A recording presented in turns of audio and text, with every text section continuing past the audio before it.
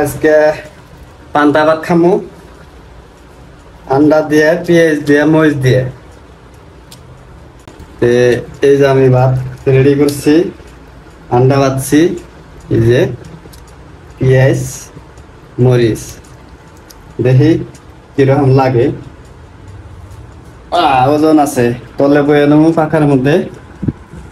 এই পানি পড়ছে রে, এই তার মানে বেশিরভাগ লড়ে গেছে থালিতে। জানি না এত ভাত হবো বলে, ভাত রাখছিলাম অল্প, কিন্তু ভাত খুইলে এত কইনা হয়েছে। এই যে পুরা থালিটা বোঝাই ভাত, এত ভাত খাই কিনা জানি না, তবে আমি ভাবি নাই এত ভাত হবো।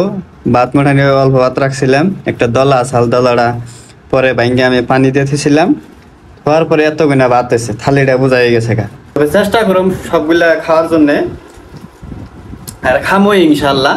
তার মানে ভাত তো আর ফেলতে যাবো না, এত কষ্ট করে রাইন্দে রাইন্দে খাইতে দেওয়াটা ঠিক হবো না। তবে খাইতে থাকি, দেখি কোন নাগাদি খাইতে পারি। আপনারাও সাথে থাকেন, দেখেন। বিসমিল্লাহ।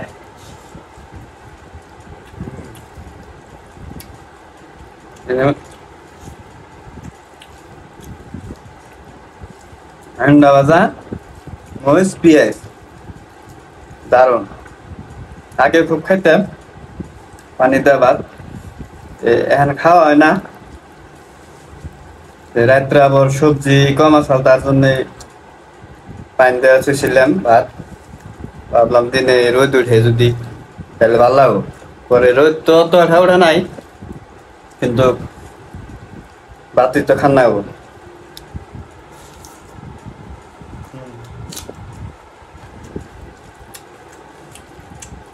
লবণ কম হচ্ছে, চলবো। লবণ তো খাই না।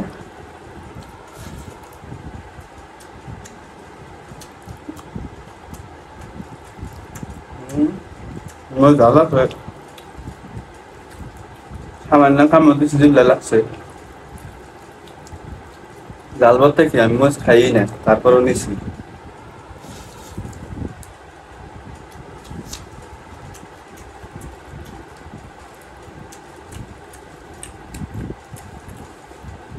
ভাত বেশি হয়ে গেছে দেখে মিলিয়ে আসতেছি না ভালো করে নিমকটা।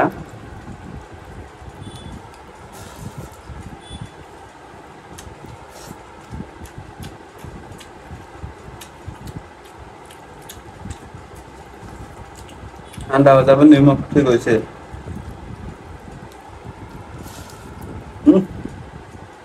না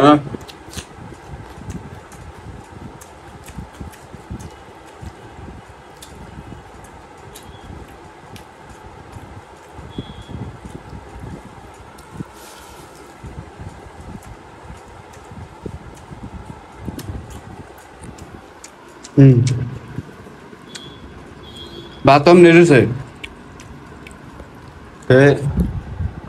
সবাই থাকেন, ভাত খাই, কারণ এত